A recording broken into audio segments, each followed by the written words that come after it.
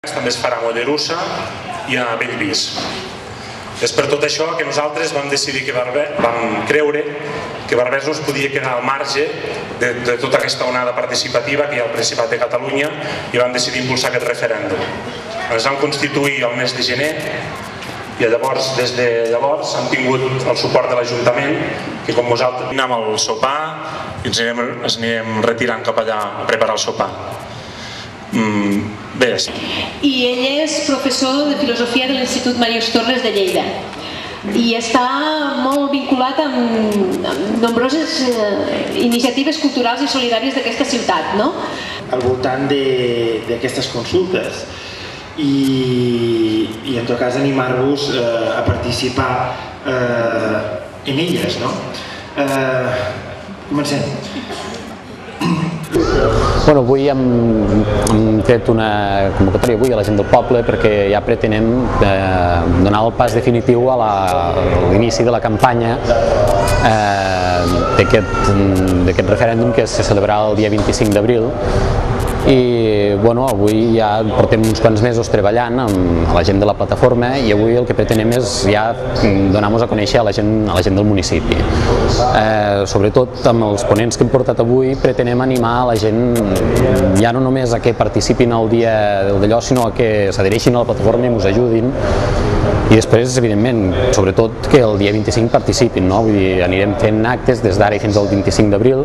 Avui tenim 3 ponents aquí que hem pretès que li donessin rellevància a l'acte. El Josep Pont l'hem volgut convidar perquè és una persona coneguda aquí al poble, sabem que aquí ja fa anys que hi ve i ha sigut una mica convidar-lo per donar una mica de solvència i solidesa a l'acte.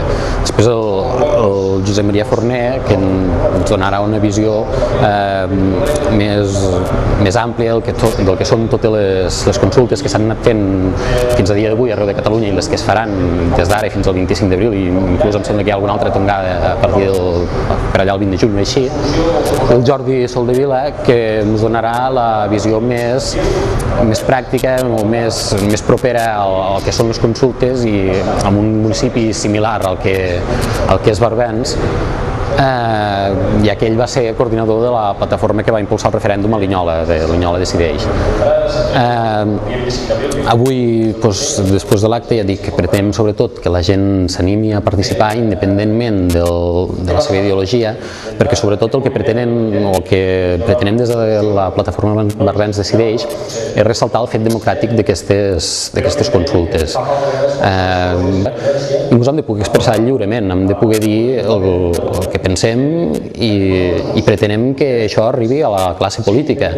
El moviment aquest ha estat un moviment social de base que avui en dia totes les plataformes han sortit de la societat civil i potser en aquest aspecte anem un pas més endavant que els polítics. Una mena de suport a un problema que tenim tots i que el tenim a diferents nivells, ja no sols la qüestió nacional, no sols la qüestió de la independència, sinó d'altres aspectes que fins ara molta gent no pot decidir. Per què? Perquè queda reclosa dins d'unes institucions tancades.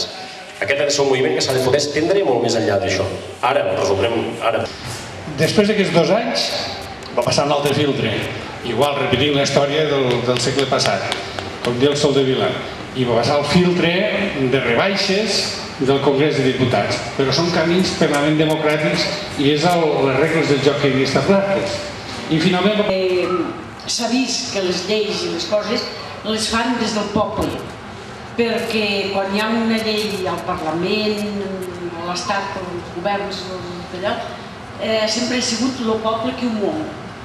Sempre ho he vist així, i això pot ser que ara dius, bueno, aquesta votació no va enlloc, però sí que comencem a... El que rebem, també és una idea que s'ha demanat moltes vegades i sempre se'ns ha negat, el pressupost de la Generalitat augmentaria un 70% i la nostra renda